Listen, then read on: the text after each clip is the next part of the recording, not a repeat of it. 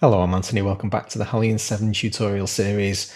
Today we're going to have a look at the subject of voices. A voice is a sound generation unit inside Halion. We use multiple voices sometimes to generate individual preset sounds. So for instance, the hexagon preset that we've seen many times contains multiple different layers, all of which generate sounds using voices.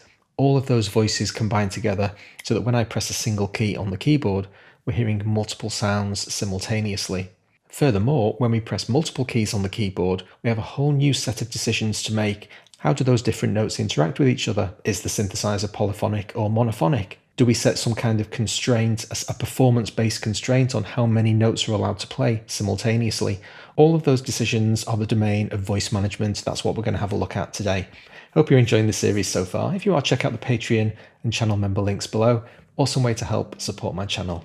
Okay, let's make a start. A couple of definitions for us to have a look at first. The distinction between voice management and voice control, and it's quite a paper-thin distinction. It's really the distinction between whether or not you're looking at layers or zones. Voice management is largely a layer-based concern.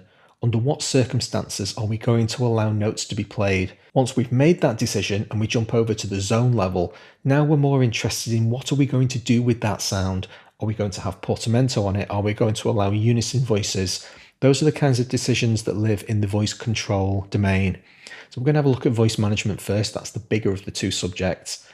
And as I say, it lives at the layer and program level. At the moment, I have the program node for this initialized analog synth sound, and it looks like there's no voice management on this sound at all. But actually there is.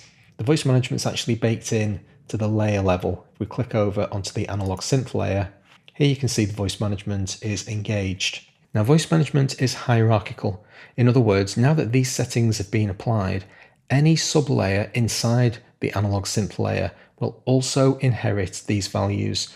So if you ever see a layer with voice manager turned off, it doesn't mean there is no voice management. It means you need to look higher up in the chain to see if anything defines voice management. And you'll almost always find that voice management has been turned on somewhere inside the preset. In this particular case, it's at the layer level.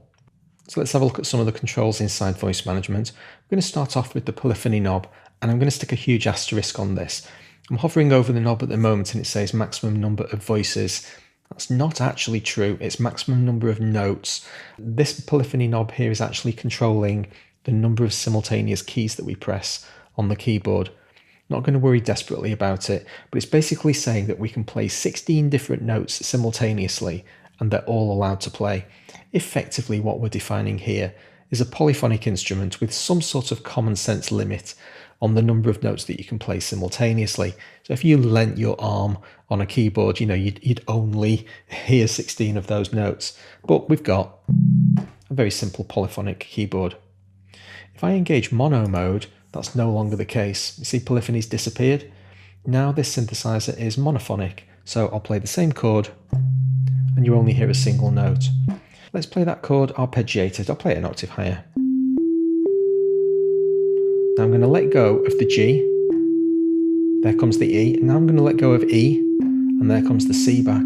This is classic monophonic synthesizer behavior where you hold a note down and you can play any other note and it will return to the note that's being held in the background. That's called retrigger, and it's enabled with the retrigger mode button being on. This is the default behavior for monophonic synthesizers. Generally speaking, if you're in mono mode, you'll also engage retrig, but you don't have to. If we turn that off, now we've still got a monophonic synthesizer, but if I let go of that E, the C doesn't return, it doesn't retrigger. So I'm holding C down, you can see in the lower virtual keyboard, and we never get back to it, we never retrigger. Voice roll also has an important role to play in both monophonic and polyphonic synthesizers. Here we are in mono mode, so we'll have a look at it now. What it basically means is the last note that I press is always going to be the one that gets played. You see on the virtual keyboard, I'm holding that C down all the time and then kind of gliding between the other notes. Always the last note that I've played. That doesn't have to be the case though. If we set to low note priority and I hold a C down and then try to play any note above it, you'll never hear any of them. You'll only hear, I'll now switch to playing notes lower, all of those do sound, so whatever is the lowest note on the keyboard, that's the one that's going to get given priority.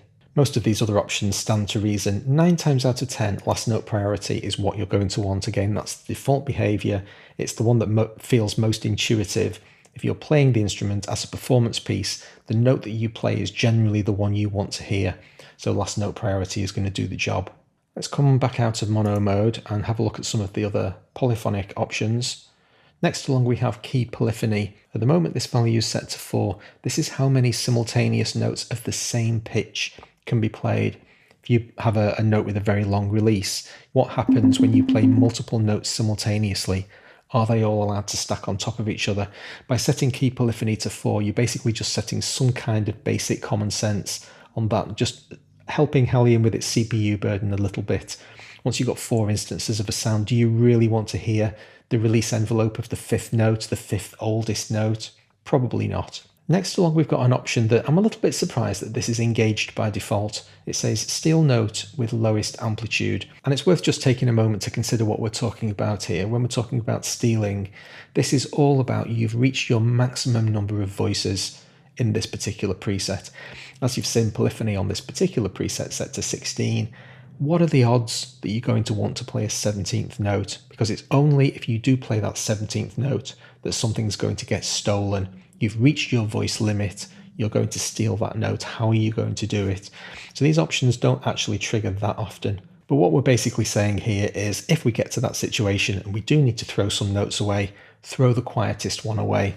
Kind of makes sense, I understand, but like I say, turning it on by default, I'm not entirely sure about that. Finally, we have minimum number of low notes, which is basically an override. It says reserve the notes in the low range, leave them alone if you've got some sort of synth line with a really low kind of note that's held down in the background and you're playing a melody over the top. Don't ever let that note go. And you can specify that number of low notes. Again, 6 is very high. These ceilings in Halion are almost artificial. Halion's capable of generating so many voices. It's really your system, your CPU that's going to limit whether or not you need to pull any of these values down. And if you do, that's the whole point about stealing. If you get to the situation where you have to start throwing voices away, how are you going to manage it? The sustain release page contains information about how you want to interact primarily with your sustain pedal. These options are really pretty narrow. This is for if you're getting down to very fine granular design, something like a piano preset, for instance. It's basically saying if you have your sustain pedal pressed down and you let that pedal go and you're holding multiple keys down at the same time as you let your pedal go, what do you want to happen with those keys that you're still playing? You've got like a 3-note chord being played when you lift your sustain pedal. Do you want all of those notes to carry on sounding? Do you want just the highest note, just the loudest note? And those options are controlled in the sustain mode, quite a fringe subject. 2 of the options on this page are Halion doing what Halion does. Trigger mode and play release options are all about how we manipulate envelopes of stolen notes. What you're essentially saying is, I've just stolen a note. Here I am in my existing note, my old note that's just been stolen. It's at this point in its envelope. When I jump over to play the new note, what do I want to do with the new note? Do I want to inherit the values of the old envelope? Do I want to basically leave that envelope playing and just transfer to the new pitched note, whatever that may be? Basically the interaction between those 2 envelopes. Like I say, extremely fringe stuff. Just before we go and have a look at voice control, I'm going to engage mono mode for reasons that will become apparent very soon, because the next function that I'm going to engage is glide, commonly known as portamento. This is the classic monophonic synthesizer behavior where we get glides between notes. This is how long it's going to take to get from one note to the next. The option entitled fingered is normally described as legato. This is basically whether or not you have to have keys held down in order for the portamento to trigger. With fingered set to off, the synthesizer is in portamento mode permanently, so every note I press slides, playing individual notes. If I engage any, every time I'm holding a note down, everything that I play will portamento. Here we go. So I'll hold that C down, and all of these notes are gliding. Let go of the note, get straight to the note that's going to be played. On is a useful feature if you have polyphonic mode engaged. Basically what we're saying is we only glide between stolen notes. Now at the moment we're in monophonic mode, which means every note is going to steal the preceding one. So if I hold a key down, I'm not exceeding the polyphony limit here. I'm never playing more than 2 notes. But of course polyphony is subverted by monophonic mode. It effectively sets polyphony to 1. If we jump back over to the sound tab and disengage mono, so we'll head back to polyphony mode now, and somehow randomly I've got 15 set. So we'll jump back up to 16 notes polyphony, which is way more than we're going to need. Now all the notes I play of an arpeggiated chord won't have any glide in them. We'll only start gliding if we exceed the polyphony. Let's do that. Pull the polyphony back down, disengage all of these other options. So we've basically got just a pure 2-note polyphonic synthesizer. There's note number 1, there's note number 2, there's note number 3. We've stolen one of those 2 notes that we're playing and glided up to the next one. So the fingered on mode is really interesting for polyphonic synthesizers.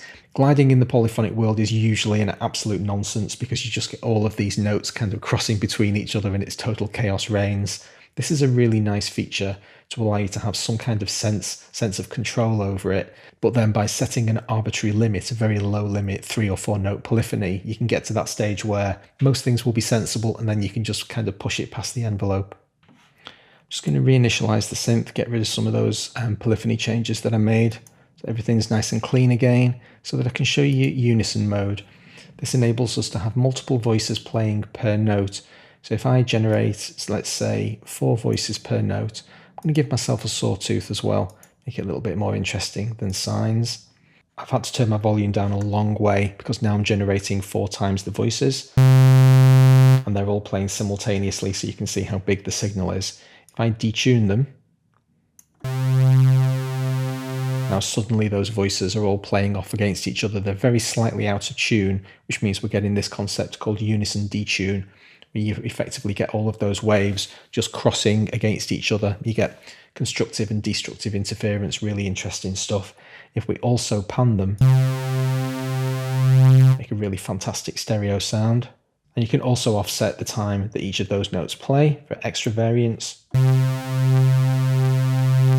And finally distribute the pitch variance. You get effectively like a logarithmic curve. We're only playing with 4 voices here, so you're not going to hear this very much, but it's basically going to send the larger numbered voices, numbers 3 and 4 and 5, ever increasingly further away from each other. Increase the detune amount, the further away from your center pitch you go.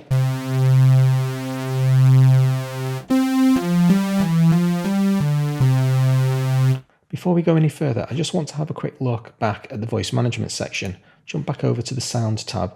See this polyphony control? I'm going to turn maximum number of voices down to 2, and I'm going to play a single note. What you're actually hearing there is still 4 voices. It doesn't matter what the polyphony is set to.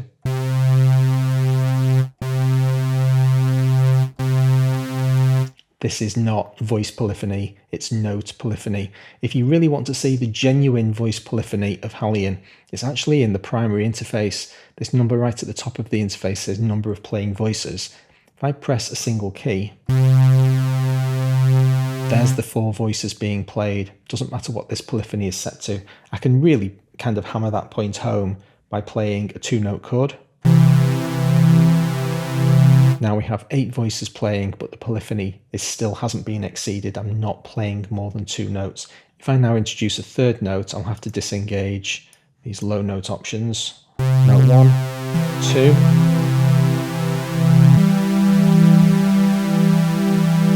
Number of voices never went past 8 because the polyphony is set to 2 and each note has 4 voices. So when I played the G, the C was thrown away and we just stuck on 8. So don't be fooled by that pop-up box. It's not maximum number of voices, it's maximum number of notes. One very quick other point to mention about polyphony, if you jump over to the options section in performance, this maximum number of voices here is absolute and system-wide. So that really is the maximum number of individual sound modules that Halion can use to generate a sound at any given time. This overrides all of the other layers. Anything inside your preset is subject to this maximum voices option. Okay, we're done with the analog synth. I want to jump over to a new preset now. I've loaded this preset called Violoncelli and Violas Unisono. It's basically loaded from the HSO package. If you have access to that, you can load it. But it doesn't particularly matter. Any symphonic sound that you can find is hopefully going to do the job. This is just a good one for demonstration purposes. I'm going to show you a real-world example of how voices are used. So I'm going to open some of the layers so that we can see clearly what's going on. Violoncello is actually the full name for a cello, so that's all it really means. It's an ensemble using celli and violas, and we have something pretty interesting going on in the layer structure. We've got note-on samples, but we've also got note-off samples. This is where we get into the intricacies of voice control. We need voice control to help us do this stuff. Let's just have a listen to the sound. It's the single note on the keyboard. Sounds perfectly normal. What you're actually hearing there is stuff that's happening in response to the note on, but also stuff that's happening in response to the note off. If I mute all of the note on samples, when I press a key, you get absolutely nothing at all, total silence. Now I'm going to let go of the key, listen very carefully. That's what happens when a human being lets go of the note. It's basically the end of a played cello or viola note. And it's been individually sampled. You're hearing them in this note off section. It's almost impossible to tell that they're even there unless you take the note on away. But they are there, and they're an important part of the overall sound. So how do we do this? How do we get samples to trigger off the note on command? Well, it's actually a pretty difficult thing to do, because the volume of the note that's played when we release that key has to be very closely related to the volume of the sound that was occurring when the notes let go. Let's have a look at how we accomplish that with voice control. I'm selecting the parent layer that contains both the on and off samples. And when we go over to the voice control section, you can see there's a red command, which basically means something interesting is happening in the sub-layers of this parent layer. We have not everything is set to off. So let's drill through and find out where the non-off command is. So it's not in the on layer, it's in the off layer. So the off layer has this option called release mode note on envelope. That does exactly what you think it's going to do. It's basically saying these samples are going to play using the envelope of the note on note that was being played, wherever that note happens to be in its envelope. Let's say it was a note that constantly dies away, just gets quieter and quieter. When you let the key go, however loud that happens to be at that moment in time, use that envelope, carry on using that envelope, carry on from there. And we're going slightly off piste here because I'm going to finish off telling that story. We're moving slightly out of the exclusive range of voice control because we're going to have a look at this MIDI module called Megatrig as well. What this MIDI module is effectively doing is intercepting any commands that might want to get to this layer. At this point in the tree, this MIDI module is saying any information that flows up to this point is only going to get passed if it's a note off command. So when I press the note on down, there is no information flowing through this off layer. You're not hearing any of these samples at all. The moment I let the key go, that's a note off command.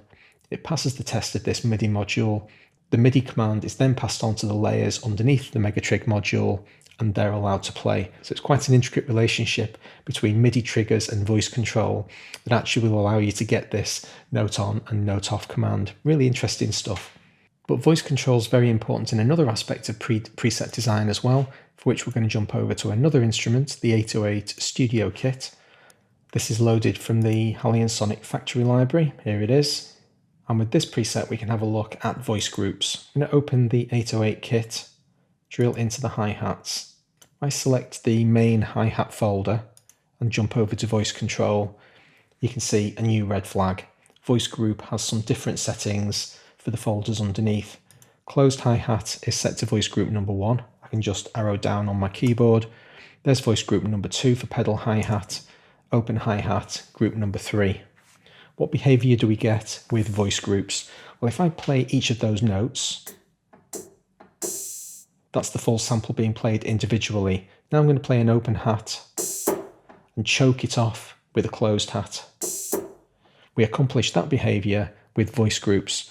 So here's how voice groups work. Let's have a look at the parent layer, the hi-hat layer. Jump over to your sound tab where your voice management section is. Remember I said voice management is all about whether or not a sound is allowed to be heard. Voice control is what we do with that sound once we're playing it. Well, all of these notes are allowed to be heard. We're allowed to play any of them. Well, we want some means of saying that if we're playing an open hat and we play the closed hat, the open hat stops. And we do it with the use of exclusive groups. You see this exclusive number set to 1. This actually is a fixed list. If I bring this thing down, you can see got 128 voice groups to play with. Only the first 3 are used in this particular layer. And at the voice management level, the higher level of the hierarchy, we're saying voice groups numbers 1, 2, and 3 are all assigned to exclusive group 1. And that means that only one of those voice groups can play simultaneously. That's what exclusive means. Only one of these things can happen at a time. Now, voice group assignments are also hierarchical. In other words, this layer and any layer underneath are going to be subject to these rules. The reason I've loaded this particular preset is because there's 2 sections in the overall preset that use voice groups. If we drill into the percussion kit, the Guiro also has exclusive groups assigned. In this case, you can see that only voice groups 1 and 2 have been used, but the Guiro short is in voice group number 1, and the long is in group number 2. So this is on D4 and C#4. Exactly the same kind of business. Those sounds have no impact on the hi-hats in a completely different layer. So if I play the long Guiro followed by a short closed hat, those sounds don't interact in any way. Even though all of the sounds that we've just seen are all in exclusive group number 1, that's on a per layer basis, so they don't basically interfere with each other. That's all for today. Hope you enjoyed the episode. Please hit like if you did. I'll see you next time. Thanks very much.